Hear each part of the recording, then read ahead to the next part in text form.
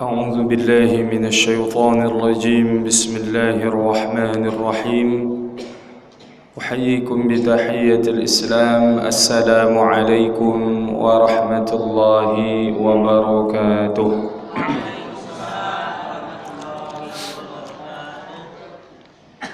الحمد لله رب العالمين حمدا كثيرا طيبا مباركا فيه. أشهد أن لا إله إلا الله وحده لا شريك له وأشهد أن محمدا عبده ورسوله لا نبي بعده. اللهم صل على سيدنا محمد الفاتح لما أغلق والخاتم لما سبق ناصر الحق بالحق والهادي إلى صراطك المستقيم صلى الله عليه وعلى آله وأصحابه حق قدره ومقداره العظيم. وبعد رب اشرح لي صدري ويسر لي أمري واحلل عقدة من لساني يفقه قولي. اللهم أغننا بالعلم وزينا بالحلم وأكرمنا بالتقوى وجملنا بالعافية. اللهم إنا نسألك فهم النبيين وحفظ المرسلين وإلهام الملائكة المقربين. اللهم زدنا علما warzuqna fahman. Ma'asyiral muslimin, Bapak dan Ibu sidang jamaah salat fardu maghrib yang insyaallah dimuliakan oleh Allah Subhanahu wa taala. Yang kami hormati para orang tua kami, cerdik pandai tokoh masyarakat, pengurus masjid, imam masjid kita dan seluruh jamaah yang hadir. Yang besar tak dihimbau gelar, yang kecil tak disebut nama. InsyaAllah mudah-mudahan kita yang berkumpul pada malam hari ini kelak sama-sama dikumpulkan di dalam syurga Allah Subhanahu wa ta'ala. Amin ya rabbal alamin. Alhamdulillah, mengawali kajian kita pada malam hari ini sama-sama kembali bersyukur kepada Allah yang masih memberikan kepada kita berbagai macam nikmat, baik nikmat kesehatan dan kesempatan serta umur yang panjang, sehingga malam hari ini sama-sama dapat kita hadir di masjid ini menunaikan kewajiban kita ibadah salat fardu maghrib yang alhamdulillah telah kita laksanakan secara berjamaah. Kemudian kita lanjutkan dengan majlis ilmu, kajian rutin kita di setiap Kamis malam atau malam Jumat, yang sebagaimana biasanya di pekan pertama diisi dengan kajian tentang akhlak, mengkaji kitab Nasaihul Ibad karya Syekh Muhammad Nawawi Al-Bantani Al-Jawi. Kemudian bersolawat kepada baginda Rasulullah sallallahu alaihi wasallam. Allahumma salli ala sayyidina Muhammad wa ala ali sayyidina Muhammad. Assalamu alayka ya Rasulullah. Mudah-mudahan salawat dan salam senantiasa tercurahkan kepada suri tauladan kita, Nabi yang kita harapkan syafaatnya, yakni Nabi Muhammad sallallahu alaihi wasallam. Bapak Ibu yang dirahmati Allah Subhanahu wa taala, melanjutkan kajian kita malam hari ini membaca maqalah Ar-Rabi'ah wa Thalathun, maqalah yang ke-34 dalam bab yang 33, yang nasihat ini didapati dari Ibnu Abbasin radhiyallahu anhu wa ardhah. Sebagaimana kita sampaikan, Ibnu Abbas adalah sepupu daripada baginda Rasulullah. Ibnu Abbas artinya anaknya Abbas. Kalau kita namanya misalnya siapa di tempat kita yang banyak memakai nama, ya Pak Abbas ada juga, ya. Atau anggaplah nama kita Mahmud, maka punya anak, maka nama anaknya biasa disebut dengan Ibnu Mahmud, anaknya Pak Mahmud. Maka begitu juga dengan sahabat Nabi ini, nama aslinya Abdullah Ibnu Abbas ini. biasa dijuluki dengan Ibnu Abbas, anaknya Abbas, yang mana Abbas ini adalah paman Nabi sallallahu alaihi wasallam, saudara Abdullah, yakni ayahnya Rasulullah sallallahu alaihi wasallam. Apa kata beliau Abdullah ibnu Abbas radhiyallahu anhuma wa ardhah fi mawdi'in akhar, yang dikatakan ada ungkapan daripada Ibnu Abbas ini atau Abdullah Ibnu Abbas ini dalam ungkapan yang lain menyatakan az-zuhdu thalathatu ahrufin. Zuhud itu terdiri dari 3 huruf, yang mana sebelumnya juga Ibnu Abbas ini juga pernah menyampaikan tentang zuhud ini yang juga terdiri daripada 3 huruf. Di pertemuan sebelumnya kita bahas, yang mana huruf zuhud ini ada 3, az-zayu atau zai karena tulisannya az-zuhdu, kemudian ha dan dal. Jadi zuhud terdiri dari 3 huruf. Di pertemuan sebelumnya ya, ungkapan beliau tentang zuhud ini mengatakan zai itu adalah zadun lil ma'ad, maknanya orang yang zuhud itu pasti mempersiapkan bekal untuk akhiratnya. Adapun ha, hudan lid-din, yakni petunjuk dari agama, maknanya dia hidupnya mengikuti aturan syariat yang dibawa oleh Rasulullah sallallahu alaihi wasallam. Adapun dalnya dawamun ala ta'ah, senantiasa berada dalam ketaatan, atau makna lainnya ini di antara 3 sifat yang dimiliki oleh orang-orang yang zuhud dalam kehidupan dunianya. Nah, adapun dalam ungkapan lain zuhud kata beliau terdiri dari 3 huruf az-zayu. Adapun zainya itu atau huruf zalnya itu tarkuz zinah, az-zinah yakni makna perhiasan, meninggalkan banyak mengambil perhiasan dalam kehidupan dunia. Apa maknanya nanti akan dijelaskan. Kemudian ha, tarkul hawa, haknya itu hawa nafsu, meninggalkan hawa nafsu, tidak memperturutkan hawa nafsu. Atau apa itu hawa? Ai mahbubatin nafsi, hal-hal yang disenangi oleh hawa nafsu kita ini. Cenderungnya menginginkan hal-hal yang ada unsur maksiatnya, ada unsur dosanya, ya, penentangan terhadap Allah Subhanahu wa taala. Waddal tarkud dunya, adapun dalnya di situ dunia, maknanya tarkud dunya, meninggalkan dunia. Apa di antara tanda orang yang meninggalkan dunia ini? Bukan berarti tidak peduli dengan urusan dunia, tidak mau bekerja, tidak mau mencari nafkah, hanya duduk di masjid saja. Ya, bukan begitu pula makna meninggalkan dunia ini. Tapi apa? Min sana'il khalqi, di antara orang yang dikatakan meninggalkan dunia ini tidak mencari pujian dari manusia. Wa minat tana'umi, dan juga tidak banyak mencari nikmat, ya, atau untuk menyenangkan dirinya. Wat tawassu'i fil ma'akili wal masyarib, atau ingin berlebih-lebihan dalam makan, dalam minum, dalam berpakaian atau tempat tinggal. Intinya adalah orang yang meninggalkan dunia ini adalah orang yang hidup dalam kesederhanaan.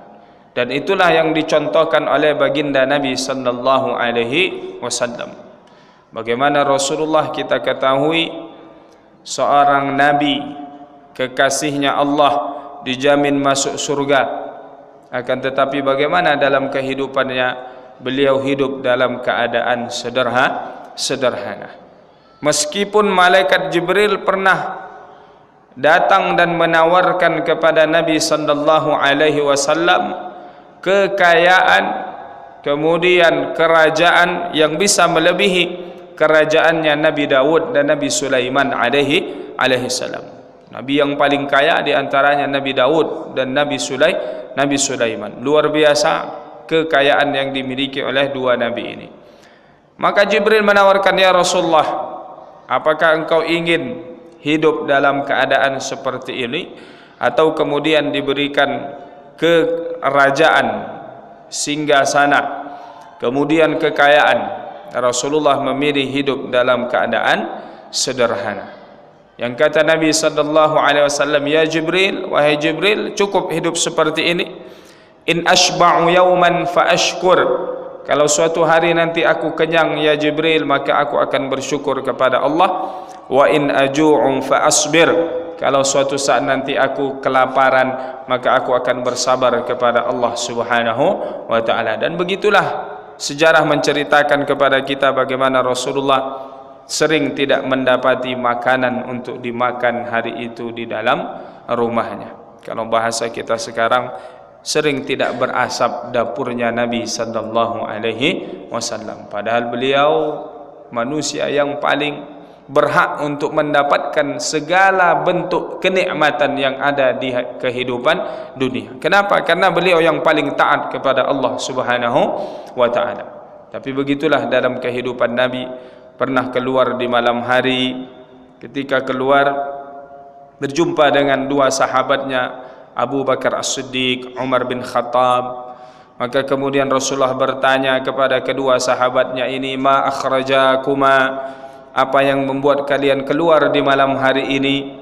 Karena apa? Karena kebiasaan Nabi dan para sahabat itu diantaranya, kalau sudah selepas sholat isya itu mereka tidak lagi banyak beraktivitas di luar rumah. Tak banyak lagi kegiatan di luar rumah. Karena apa? Karena ingin tidur lebih awal agar nanti bisa bangun tahajud, bermunajat kepada Allah Subhanahu wa taala. Maka Rasulullah bertanya kepada dua orang sahabatnya luar biasa, Abu Bakar dan Umar radhiyallahu anhuma, apa yang mengeluarkan kalian di malam hari ini? Dua sahabatnya ini mengatakan, al-ju'u ya Rasulullah, rasa lapar wahai Rasulullah. Tak bisa kedua orang sahabat ini tidur karena lapar mereka. Siapa dua orang sahabat ini? Abu Bakar, yang datang kepada Nabi kemudian menyerahkan seluruh hartanya untuk membantu perjuangan dakwah Rasulullah sallallahu alaihi wasallam. Ketika ditanya oleh Nabi, apa yang kau ma abqaita li ahlik, apa yang kau sisakan untuk keluargamu wahai Abu Bakar ketika engkau menyerahkan seluruh hartamu? Maka kata Abu Bakar As-Siddiq, taraktu lahum Allah wa rasulah, saya meninggalkan untuk keluargaku Allah dan Rasulnya. Maknanya keyakinan, kekuatan, kemudian ketakwaan kepada Allah dan Rasulullah sallallahu alaihi wasallam. Begitu juga Umar bin Khattab datang, separuh hartanya diberikan kepada Rasulullah sallallahu alaihi wasallam. Sehingga dua orang sahabat ini pernah keluar di malam hari karena kelaparan. Maka dua sahabat ini balik bertanya kepada Nabi sallallahu alaihi wasallam, ma akhrajaka ya Rasulullah, apa pula yang membuatmu keluar di malam hari ini ya Rasulullah? Maka Nabi pun menjawab, al-ju', rasa lapar, sama dengan yang dirasakan oleh dua orang sahabatnya ini. Pernah juga ketika Rasulullah sedang bersama para sahabat menggali parit Khandaq, yang kita kenal dengan perang Khandaq. Bagaimana Rasulullah menjaga kota Madinah agar tidak diserang musuh pada waktu itu, dengan mengikuti taktik yang diajarkan oleh sahabat Nabi Salman Al-Farisi radhiyallahu anhu, menggali parit di sekeliling kota Madinah, yang kalau orang berkuda dia tidak bisa lompat dengan kudanya itu menyeberangi parit itu luasnya dan dalamnya. Kalau orang masuk ke dalam parit itu tidak bisa dia naik ke atas. Maka bersama-sama para sahabat Nabi kemudian menggali parit tersebut. Para sahabat mengeluh kepada Nabi ataupun mengadu kepada Rasulullah, ya Rasulullah, tidak ada persediaan makanan, kami semua sudah kelaparan, lihat di perut kami mengikatkan batu-batu ya Rasulullah. Tapi apa kemudian yang terjadi? Tanpa sengaja tersingkap pakaian Rasulullah dan sahabat pun terdiam melihat ternyata batu-batu yang diikat di perut Nabi jauh lebih banyak daripada batu-batu yang diikat para sahabat di perut mereka menahan rasa lapar.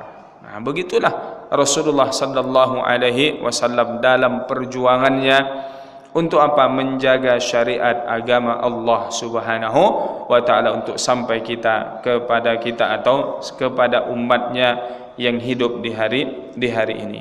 Maka Bapak Ibu yang dirahmati Allah Subhanahu wa taala, 3 pula yang disebutkan oleh Abdullah ibnu Abbas tentang zuhud itu, atau apa di antara ciri-ciri daripada zuhud itu, tarkuz zinah, tidak banyak mengambil perhiasan dalam kehidupan ini. Maknanya berhias atau bermegah-megahan, bermewah-mewahan dalam kehidupan dunia ini. Karena apa?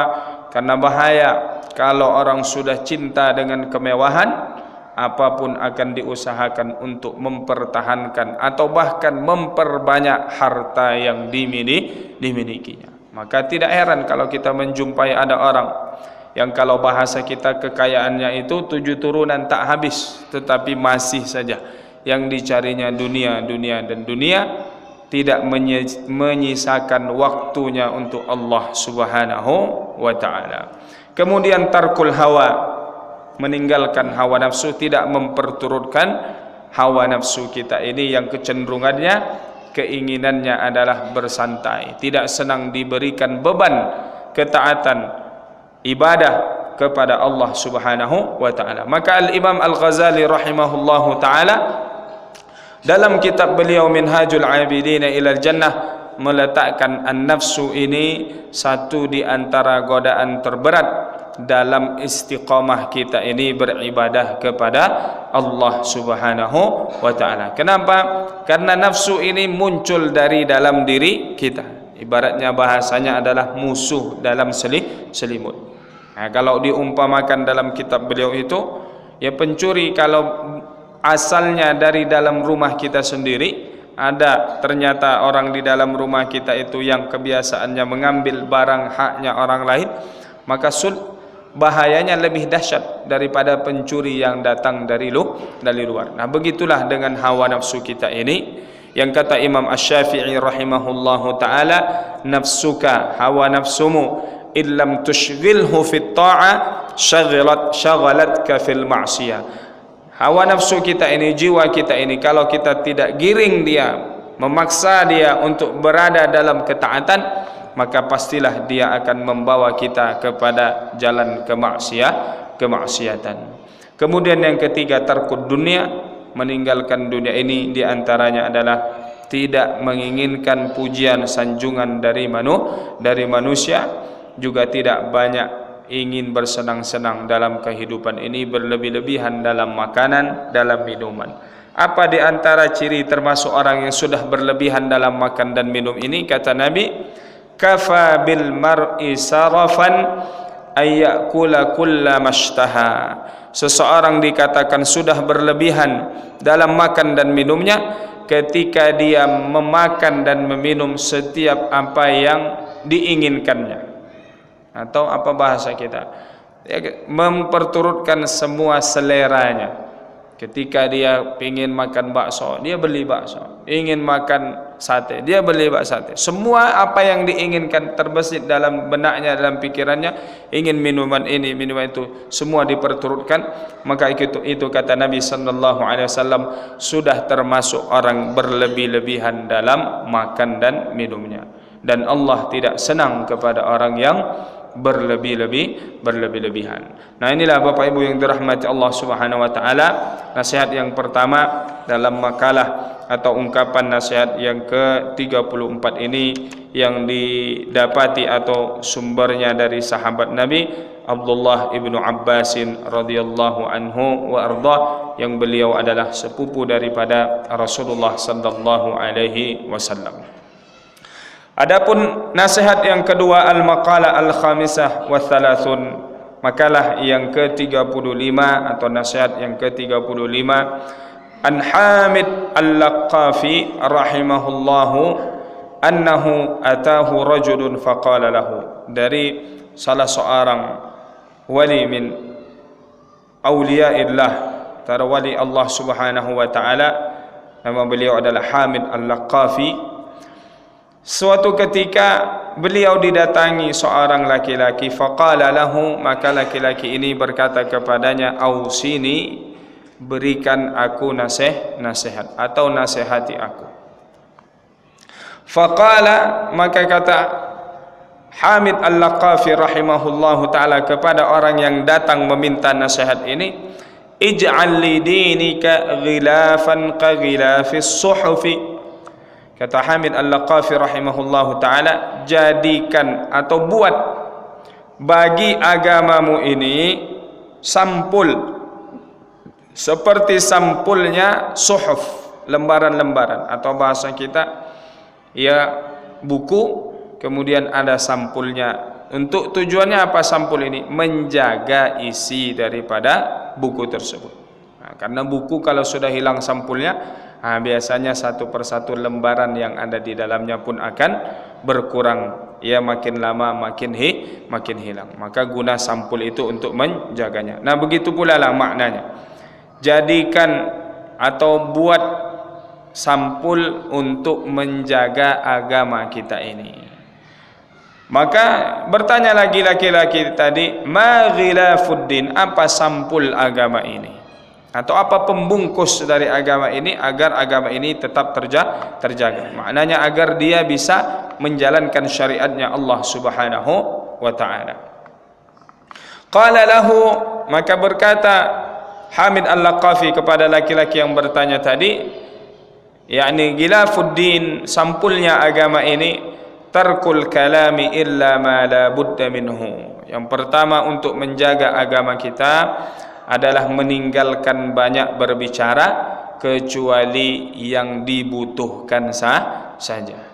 Maknanya bicara sesuai dengan kebutuhan, tidak banyak bercerita ataupun berbicara hal-hal yang tidak mendatangkan faedah, mendatangkan manfaat. Hadis yang masyhur yang kita dengar, ya, apa kata Nabi sallallahu alaihi wasallam?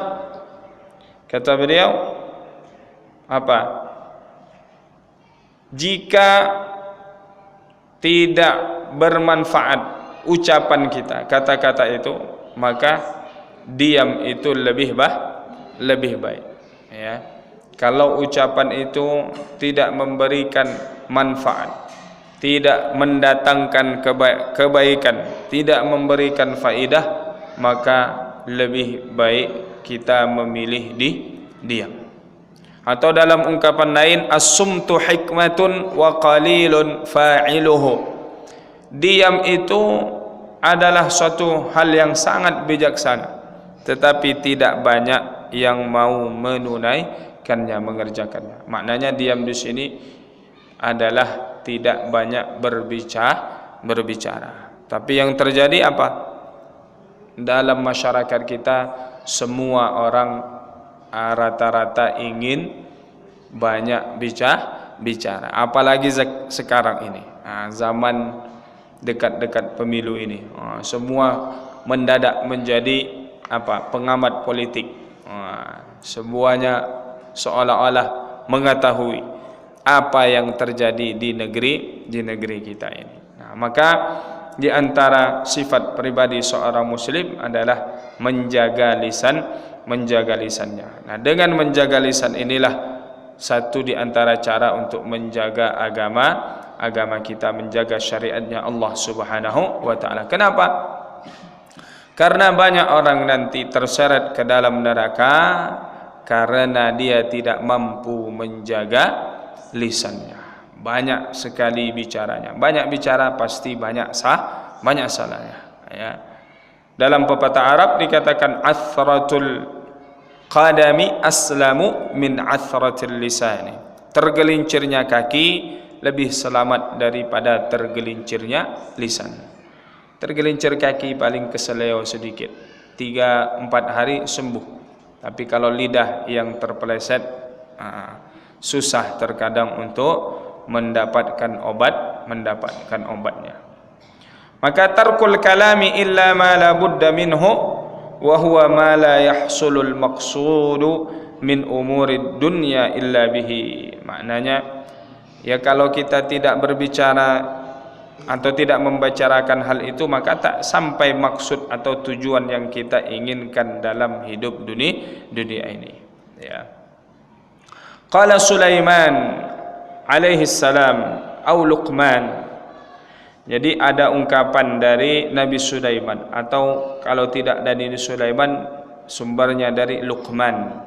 Ada namanya Luqman yang kita kenal kisahnya di dalam Al-Quran, dalam satu surah Luqman. Biasa disandingkan Al-Hakim, Luqmanul Hakim. Hakim artinya bijaksana, karena sosok Luqman ini adalah manusia yang sangat bijaksana. Banyak pendapat mengatakan dia bukan dari kalangan Nabi, tapi dia manusia biasa namun punya sifat yang luar biasa. Idza kana al-kalamu min fiddatin, kalau seandainya ucapan itu terbuat dari perak, kana sukutu min dhahabin, sungguh diam itu terbuat dari emas. Jadi ungkapan yang selama ini kita sebut diam itu emas, ya ternyata sumbernya dikatakan kalau tidak dari Nabi Sulaiman alaihi salam, dari Luqmanul Al-Hakim, ya. Jadi banyak diam itu maknanya banyak mendapatkan keberuntungan, banyak mendapatkan keuntungan. Jangan pula dimaknai pengen banyak emasnya, banyak diam saja. Jadi maknanya orang yang banyak memilih diam dalam hidupnya akan lebih banyak kebaikan yang didapatkannya. Wal makna, dan diantara artinya, kalau seandainya ucapan itu terbuat dari perak, maka diam itu terbuat dari emas. Idza kana al-kalamu fil khairi kal fiddati hasanan, kana as-sukutu 'anil syarri kadz-dzahabi fil hasani. Kalau seandainya ucapan dalam kebaikan itu seperti emas atau seperti perak kebaikannya, maka diam dari keburukan, maknanya daripada berbicara yang buruk, kita berusaha menjaga diri dari berbicara yang buruk ini, entah itu mengumpat, mencaci, ataupun bicara yang kotor, maka dia seperti emas fil hasani, dalam kebaikannya. Maka Bapak Ibu yang dirahmati Allah Subhanahu wa taala, kalau bisa bicaranya kita itu adalah tadi perak, diamnya kita itu dari keburukan menjadi emas. Berarti beruntunglah kita, dapat perak, dapat juga emasnya. Au as-sakitu was-sakitu fil haqqi kan-natiqi fil batili. Was-sakitu fil haqqi kan-natiqi fil batili. Jadi orang yang diam karena diamnya itu adalah menunjukkan diam adalah kebaikan atau kebenaran, maknanya daripada dia berbicara yang buruk, maka dia memilih diam. Itu sama dengan orang yang berbicara dengan keburukan, sesuatu yang batil. Nah, sekarang banyak ya orang-orang yang menyihir, ataupun bahasa kita mengelabui orang dengan ucapannya, ya. Karena memang wa innal kalama la sihr, ucapan itu bisa menjadi seperti sihir, ya. Tidak sedikit orang yang terbuai dengan ucapan. Dia digoda dan dirayu dengan ucapan, dengan kata-kata. Kemudian yang kedua, wa tarkud dunya illa ma la budda minhu. Lagi-lagi ini masih berkaitan dengan yang pertama juga, ada tentang meninggalkan dunia ini, kecuali apa yang memang sudah menjadi keharusan. Wa huwa ma la tahsulul hajatu illa bih, yakni kita tidak bisa menunaikan atau memenuhi kebutuhan atau hajat kita kecuali dengannya. Ya, maknanya ya kita kalau mau makan ya harus berusaha, harus bekerja. Berarti orang yang bekerja mencari nafkah tidak termasuk daripada orang yang mengambil bagian daripada dunia ini kecuali dari yang dibutuhkannya. Kemudian wa tarku mukhalatatin nasi illa ma la budda minhu. Orang yang termasuk menjaga agamanya ini tidak banyak berinteraksi dengan manusia. Ya, di sana ada perkumpulan, dia pergi pula situ. Di sini ada ini, semuanya diikutinya. Atau dia banyak ya bergaul dengan manusia. Sehingga apa? Orang yang terlalu banyak menghabiskan waktunya dengan orang lain, maka kapan dia menghabiskan waktu untuk dirinya dengan Allah Subhanahu wa taala atau untuk agamanya. Nah, Imam Al-Ghazali juga demikian, menyebutkan di antara godaan-godaan dalam beribadah ini adalah al-khalqu, manusia, makhluk Allah yang lain itu, atau manusia yang hidup bersama kita ini. Kenapa? Karena tidak sedikit orang yang senang duduk bersama orang lain, menghabiskan waktu bercerita, tak jelas apa yang diomongkan. Padahal waktu kalau yang dia habiskan untuk bercerita itu dihabiskan untuk berzikir, dihabiskan untuk baca Quran, tentu lebih banyak mendatangkan faedah. Maka begitu juga yang disampaikan oleh Hamid Al-Laqafi rahimahullahu taala di sini adalah maknanya dipilah dan dipilih dengan siapa kita berteman di kehidupan dunia ini, ya. Wa huwa ma la yahsulul matlubu illa bihi. Yani kecuali kita berinteraksi dengan orang-orang yang memang, atau bahasa kita, ada hajat atau ada kebutuhan kita terhadap orang tersebut. Ya, bukan berarti maknanya ada butuh dengan orang itu baru kemudian kita mencarinya, tapi bahasanya ya kita berinteraksi dengan dia itu karena memang ada hajah, ada kebutuhan kenapa kita harus berinteraksi dengan orang tersebut. Nah, ini tiga hal yang disebutkan oleh Hamid Al-Laqafi rahimahullahu taala, bagaimana agar kita ini bisa membungkus atau menjaga, menyampul agama kita ini agar bisa terjaga dengan baik agama atau syariat yang dibawa oleh Rasulullah sallallahu alaihi wasallam. Pertama tadi menjaga lisan kita, maka sering kita dengar ungkapan hikmah kenapa kita diberi satu mulut, dua telinga, karena kita diminta lebih banyak mendengar daripada banyak berbicara. Kemudian meninggalkan dunia, tidak banyak mengambil kesenangan di kehidupan dunia kecuali apa yang menjadi kebutuhan kita. Begitu juga tidak banyak berinteraksi dengan manusia, yang maknanya tidak banyak menghabiskan waktu dengan orang lain. Ada juga waktu yang kita sisihkan untuk diri kita, untuk ibadah kita. Karena tidak sedikit ya orang yang kemudian meninggalkan salat berjamaah, karena apa? Karena duduk ngobrol dengan kawannya. Asyik ngobrol, azan, nanti saja lanjut cerita sampai selesai orang sholat berjamaah. Padahal biasanya dia datang sholat berjamaah di masjid ketika tidak bersama orang lain.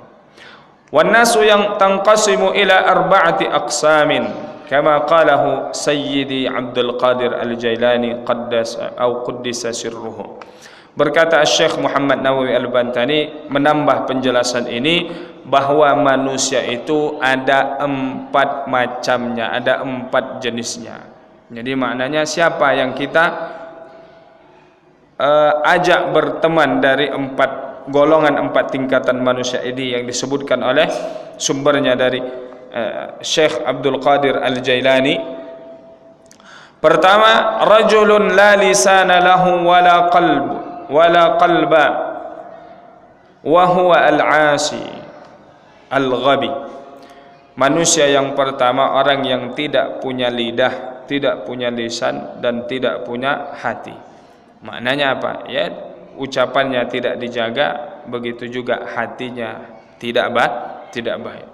Maka dia orang yang al-asi, orang yang gemar melakukan maksiat. Al-ghabi, orang yang bodoh, orang yang jahil. Fahdhar an takuna minhum, maka jangan kalian menjadi orang tersebut. Orang yang tidak mampu menjaga lisannya, orang yang busuk hati, hatinya. Wala taqum fihim, jangan dekat dengan mereka.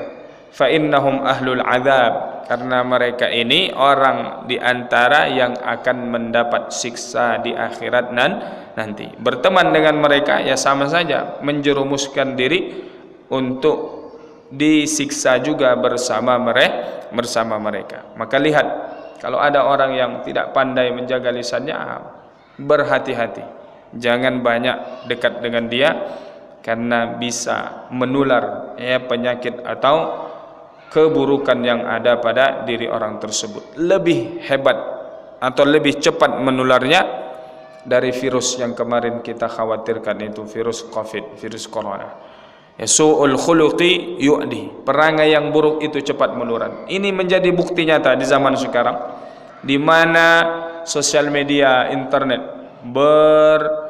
bahasa kita, semuanya orang sekarang tidak ada yang mungkin tidak melek dengan dunia internet. Ada hal buruk yang viral, banyak yang ikut. Entah apa bahasa kita, makan makanan yang bukan makanan manusia dimakan, ada yang ikut, ada saja yang ikut. Perangai-perangai yang buruk banyak yang mengikutinya. Nah, begitulah di antara buktinya jelas yang bisa kita lihat di zaman sekarang ini. Maka ini kelompok yang pertama. Yang kedua, rajulun lahu lisanun bila qalbin fayantiqu bil hikmati wala ya'malu biha. Ada orang yang dia punya lidah, punya lisan, maknanya dia baik tutur katanya, bagus bahasanya, berbicara dengan bicara yang bagus, wala ya'malu biha, tapi dia hanya bicara saja, pandai omong saja, dia tidak mengamalkannya. Yad'un nas ila Allah, dia mengajak manusia kepada Allah Subhanahu wa taala, tetapi dia sendiri tidak melakukan apa yang diajaknya tersebut. Nah, ini biasanya diarahkannya kepada para al-wu'az, pada penceramah, pada para pendakwah, ya. Ini yang paling sangat dikhawatirkan. Fab'an minhu li'alla yakhtifuka biladhidhi lisanihi, maka berhati-hati jangan sampai engkau ditipu dengan lidahnya, dengan lisannya. Kemudian yang ketiga, wa rajulun lahu qalbun bila lisanin wa huwa mu'min, dia hatinya sangat baik tapi tidak banyak berbicara, dia mampu menjaga lisannya. Satarahullahu ta'ala an khalqihi, dia dijaga oleh Allah Subhanahu wa taala dari makhluk yang lain. Wa basarahu bi'uyubi nafsihi, dan dia itu pandangannya apa? Hanya melihat aibnya sendiri, karena hatinya bersih. Dia tidak sibuk dengan aibnya orang lain, dia sibuk dengan aibnya sendiri. Wa nuru qalbihi, dan hatinya penuh dengan cahaya. Maka siapa orang ini? Fahadha rajulun waliyullahi ta'ala mahfuzun fi sitrillahi ta'ala, dia adalah termasuk wali Allah Subhanahu wa ta'ala, dia terjaga di sisinya Allah. Fal khairu kullu khair indahu, maka dia orang yang punya banyak kebaikan. Fadunaka wa mukhalatatuhu wa khidmatihi, maka hendaklah engkau banyak berinteraksi dengannya, berkhidmat untuknya, menolong dan membantunya. Fayuhibbukallahu ta'ala, maka engkau dicintai oleh Allah. Karena apa? Karena membantu kekasihnya Allah Subhanahu wa ta'ala. Kemudian yang selanjutnya, yang keempat, wa rajulun ta'allama wa 'allama wa 'amila bi'ilmihi, orang yang belajar, mengajarkan ilmunya, kemudian mengamalkan ilmunya. Wa huwa al-'alimu billah, dia adalah orang yang mengenal Allah Subhanahu wa ta'ala, mengenal ayat-ayat Allah, tanda-tanda Allah. Istauda'allahu qalbuhu gharaiba ilmihi, maka kemudian dia punya ilmu yang sungguh sangat luar biasa, ya. Wa syaraha sadrahu liqabulil ulum, maka dia dilapangkan hatinya oleh Allah untuk menerima ilmu. Jadi orang yang berilmu ini tak pernah merasa dia berilmu, selalu merasa kurang. Bahkan kita lihat, ya, ada guru yang duduk mendengar majelis muridnya. Kenapa? Ya karena begitulah, seorang yang alim akan selalu merasa kekurangan dengan ilmunya. Ada video yang luar biasa yang mengajarkan adab kepada kita. Suatu ketika Al-Imam Al-Habib Ali Jifri, ya, mengajarkan, duduk dalam satu majlis menjelaskan ilmu.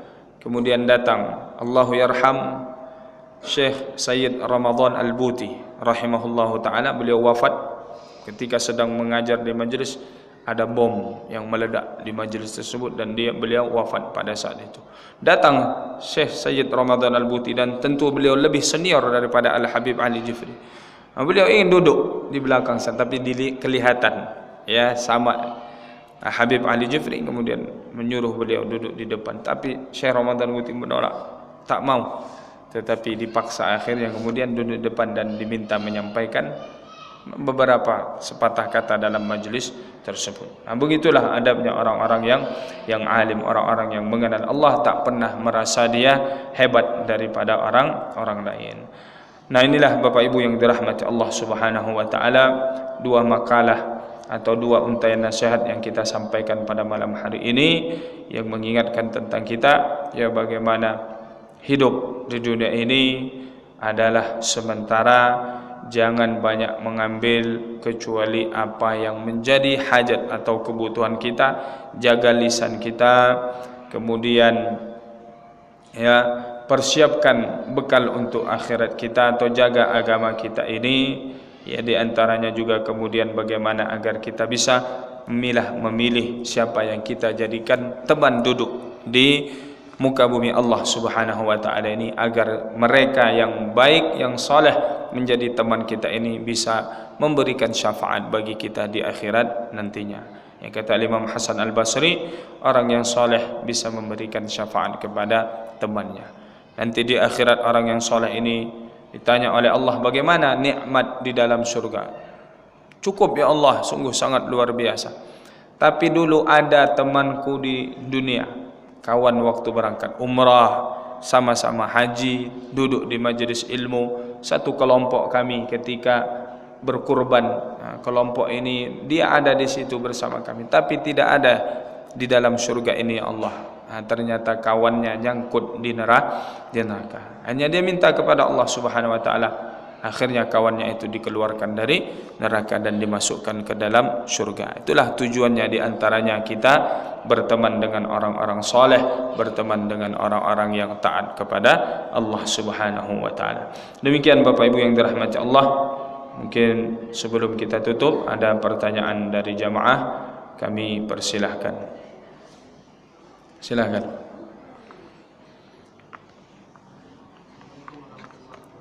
Waalaikumsalam. Ya.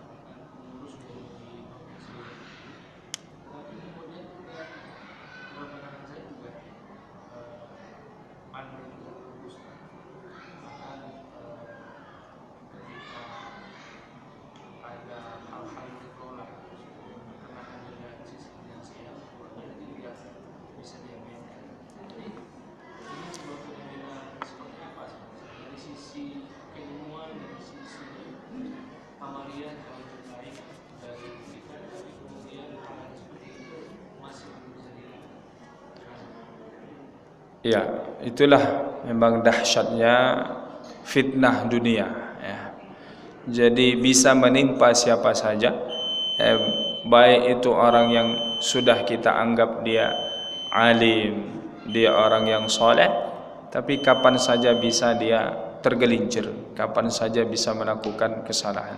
Dan ini memang juga sudah diwanti-wanti oleh Nabi sallallahu alaihi wasallam bahwa ada orang yang tergolong nanti bahwa dia alim tetapi dia termasuk dalam ulama as-su, orang yang ulama tapi dia ulama ud-dunya, dia masih terkekang dengan keinginan-keinginan duniawinya.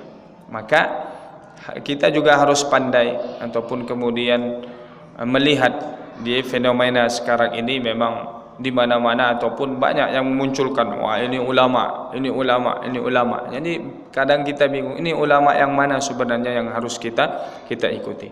Ya, maka di antara yang disebutkan oleh Al-Imam Asy-Syafi'i rahimahullahu taala, ya lihat ke mana senjata musuh itu diarahkan.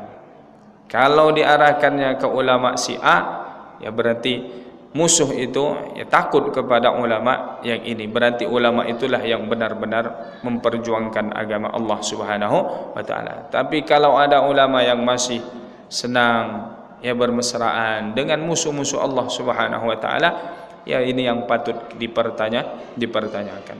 Jadi ya memang bukan sesuatu perkara yang mudah ya. Ya kalau yang bisa kita ambil hikmah pelajarannya, orang yang alim saja kita anggap bisa berbuat yang demikian, ya apa tak lagi berarti kita ya kan, yang biasa-biasa, yang mungkin ilmunya tidak seberapa ini, maka kita tentu jauh lebih berhati-hati. Itulah mungkin yang bisa kita ambil pelajaran, petik hikmahnya. Orang-orang yang kita dalam pandangan kita alim saja terkadang masih ada melakukan. Dan memang di antara ulama-ulama kita atau guru-guru kita, ya mereka meminta kepada Allah Subhanahu wa taala agar tidak ditampakkan aib gurunya. Nah, karena apa? Karena khawatir nanti kalau nampak aib gurunya, akhirnya muncul dalam dirinya, dia tidak mau lagi berguru dengan orang tersebut. Maka kebenaran bisa datang dari siapa saja. Ambil yang baik darinya, tinggalkan yang tidak baik. Ya begitulah di antara cara kita mengambil hikmah atau pelajaran dalam hidup ini. Wallahu a'lam bishawab.